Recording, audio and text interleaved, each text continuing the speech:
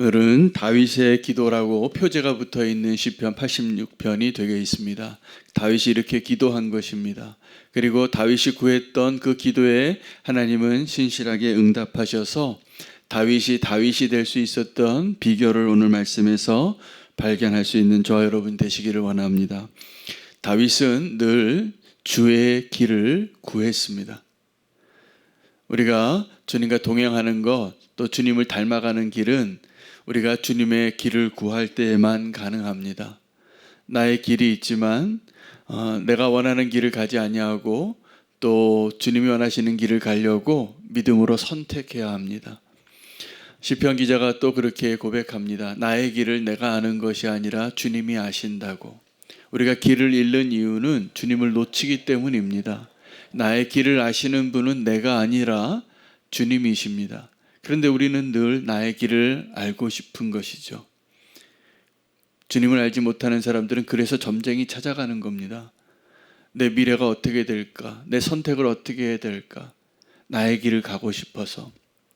우리는 그 선택을 알려고 하기 이전에 나의 길이 아니라 주님의 길을 구할 수 있는 자가 되시기를 축복합니다. 주님의 길이 보이지 않는 것 같지만 이 다윗은 그의 평생에 주님의 길을 걸어갔던 하나님의 사람이었다는 것을 우리가 알고 있습니다. 그러면 우리는 어떻게 그 다윗이 그렇게 신실하게 주의 길을 걸어갈 수 있었을까? 그 시작점을 오늘 86편 1절 2절에 그가 고백하는 그 고백에서 우리가 발견할 수 있습니다. 다윗은 늘 가난하고 궁핍하고 고난한 가운데 대적이 나를 대적하는 가운데 아주 고단한 삶을 살았던 인생입니다.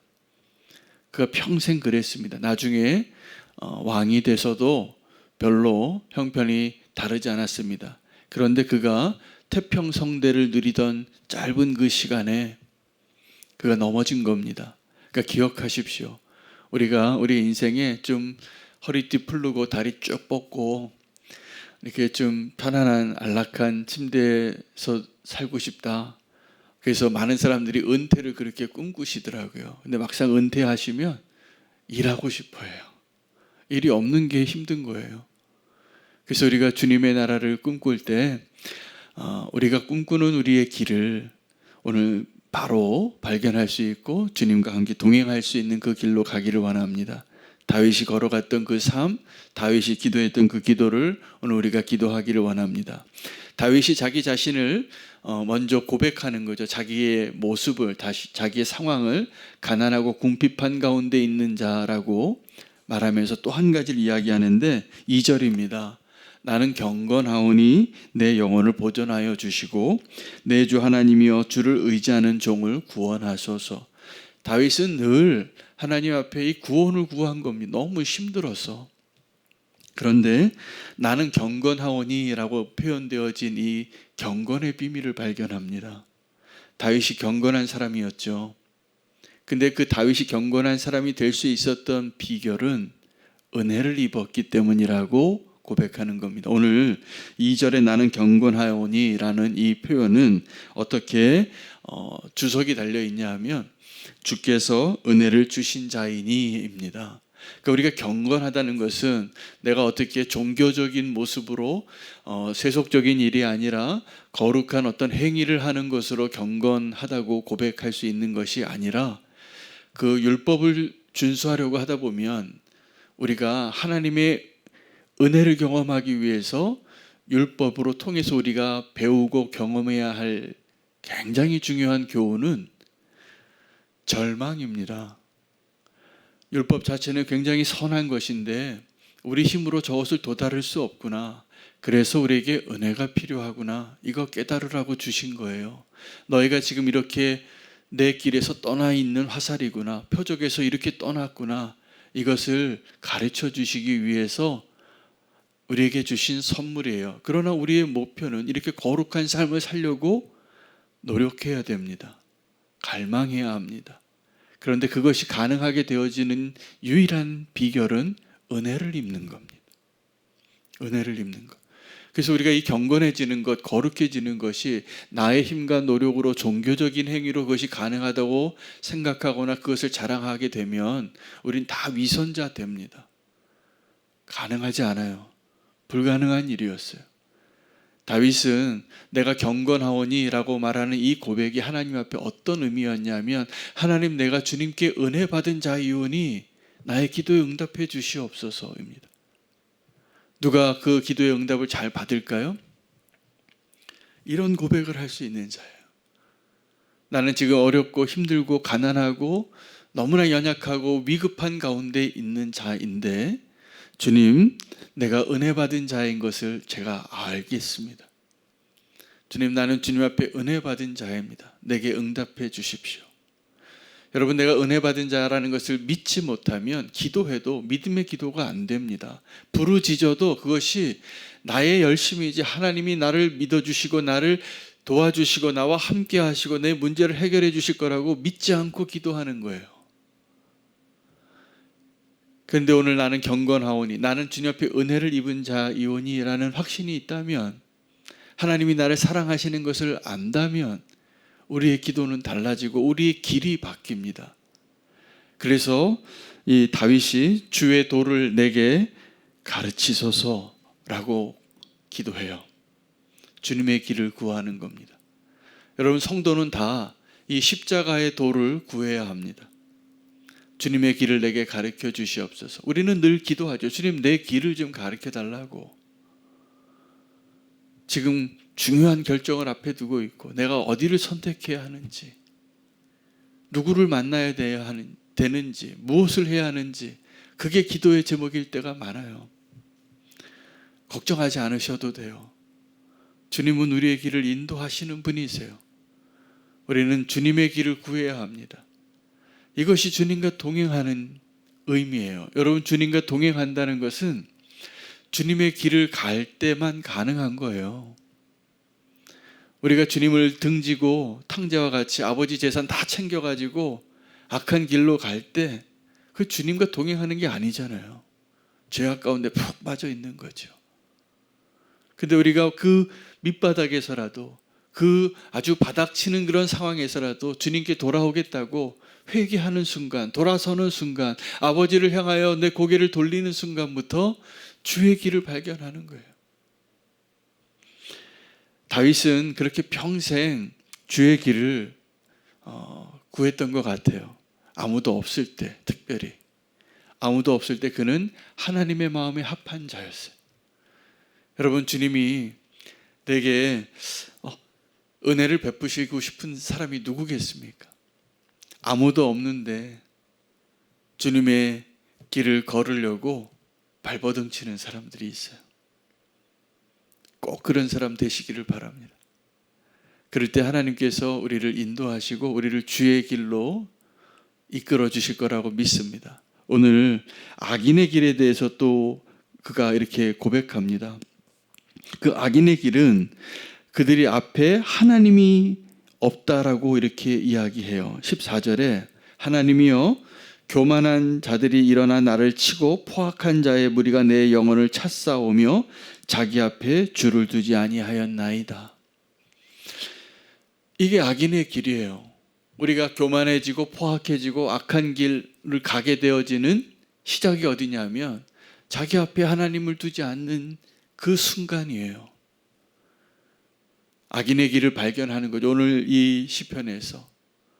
그리고 나의 길을 구하는 것이 아니라 주의 길을 구하는 다윗의 모습을 우리는 발견합니다. 맨 마지막 절에 이 다윗이 이렇게 고백을 해요. 은총의 표적을, 17절입니다. 은총의 표적을 너에게 구하소서. 그러면 나를 미워하는 자들이 보고 부끄러워하오리니 여호와여, 여호와여, 주는 나를 돕고 위로하시는 이시이다. 은총의 표적을 구하는 것입니다. 그러니까 오늘 이 시편 86편은 보니까 하나님 앞에 은혜를 구하는 기도예요. 오늘 우리가 그 은혜를 구하고 그 은혜를 경험하고 그것을 통하여서 주님과 동행하고 주님을 닮아갈 수 있는 자 되기를 축복합니다. 여러분, 가인이 자기 동생 죽이고 에덴 동산에서 쫓겨날 때 하나님께서 표를 하나 줬습니다. 그가 두려웠거든요. 이 하나님의 동산을 떠나서 내가 살아갈 때 나를 죽이는 사람을 만나면 내가 어떻게 살까요? 근데 하나님이 주신 그 가인에게 준 표가 뭔지 모르겠지만 제가 묵상하다가 오늘 다윗이 구했던 이 은혜의 표적하고 똑같구나. 가인은 동생을 죽이고 원래 죽어야 됐어요. 근데 그가 살아난 거예요. 그럼 가인 자체가 은혜의 표적이에요. 마치 요나가 니느웨에 가서 그 불순종하던 선지자가 딱 4마디 하거든요. 40일 만에 이 니느웨가 무너지리라. 그 말 듣고 어떻게 이 악한 도성 니느웨가 다 회개합니까? 요나 자체가 은혜의 표적이었기 때문에. 어떻게 물고기 속에서 사람이 나와서 이 말을 하고 있는가? 은혜의 표적이죠. 여러분, 다윗은 은혜의 표적으로 살았던 사람이 분명해요. 그래서 요나단이 다윗을 그렇게 사랑한 거예요. 지금도 주의 길을 걷는 사람들이 많습니다. 다른 곳에서, 다른 위치에서, 다른 상황 속에서. 그런데 요나단이 다윗을 사랑했지 다윗이 요나단 먼저 사랑하지 않았어요. 다윗은 요나단에게 은혜를 입었기 때문에 그를 사랑한 사람이에요, 사실은. 그러면 요나단은 왜 다윗을 그렇게 사랑했을까? 다윗에게 은혜의 표적이 보이는 거예요. 아, 저 사람 정말 하나님의 사람이다. 내 아버지가 비록 왕이지만, 내가 그 아버지의 뒤를 이어서 왕이 될 사람이지만 나는 그 자리보다 저 은혜의 표적을 가지고 있는, 하나님이 함께하고 있는 저 사람 다윗이 너무 좋다. 이게 요나단의 마음이에요. 그것이 다윗이 하나님에게 은총받은 증거예요. 저는 요나단이 그 다윗이 그 하나님의 은총의 표적을 받은 자라는 증거를 거기서 발견하겠어요. 다른 곳에 있어도 은총을 받은 그 사람의 표적을 서로에게 보여주는 성도가 되시기를 바랍니다.